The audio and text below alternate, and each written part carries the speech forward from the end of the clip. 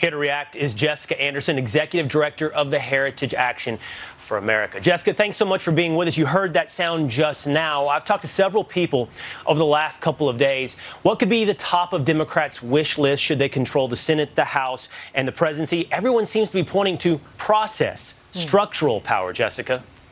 Well, it's structural power, but it's also progressive policies. I mean, we look specifically at what Chuck Schumer has said. Should he retain control, take control of the Senate?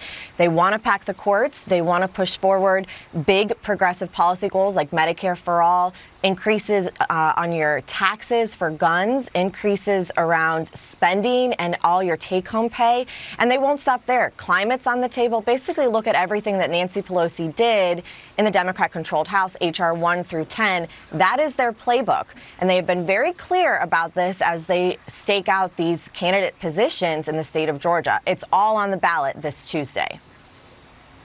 You know, Jessica, even when you control any one party, all three branches of the legislative and executive, the House, the Senate, and the executive branch, there's only so much political capital that a party can wield. We saw this with the Obama administration. They spent most of their political capital on pushing through Obamacare. So the question then becomes, well, what's number one on your wish list? What would you push if you could only do one thing?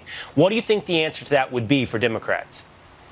Well, they've been actually pretty clear about what their number one goal is, and it would be the Green New Deal. It's an all-encompassing, comprehensive climate bill, but it has tentacles into basically every layer of society. Every policy is touched, from taxes to business regulations to then just the climate and over-regulation. And so when you look at this work, you know that they have been very clear about what they want.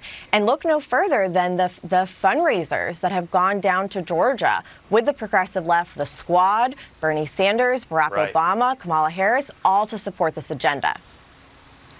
I want to return where we started, Jessica, if we might, back to structural change. Again, I've talked to Victor Davis Hanson, Shannon Bream, and others who have said, you know what's number one on their wish list, Will? It's to change the balance of power for the foreseeable future. In other words, what they would try to do is get D.C. and Puerto Rico as states, giving them potentially four extra Senate seats. Whether or not it's that, packing the court, doing away with the filibuster, it's consolidating power. And then the wish list isn't limited to one.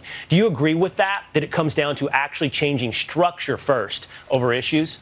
Well, the first thing that a Senate majority led by Chuck Schumer would do is going to have to abolish the filibuster. That is a structural change in the Senate. It is what allows the minority to be vocal, to have a vote, and to push back against any agenda or will of the majority. Once that's gone, it will open the floodgates to all sorts of other changes. Everything from packing the courts, which, as we know, is adding additional justices to the Supreme Court to push their agenda, to these progressive policy wish lists, adding additional states to the union.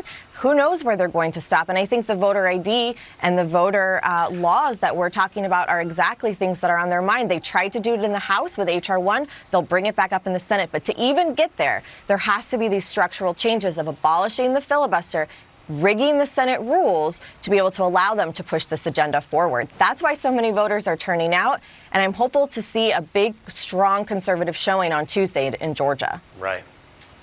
Yeah, if you add 2 new Senate seats, 4 new Senate seats, do away with the filibuster, you're not limited to the top item on your wish list. You might be able to get all of it. Jessica Anderson, thanks for your time this morning. Thanks for having me.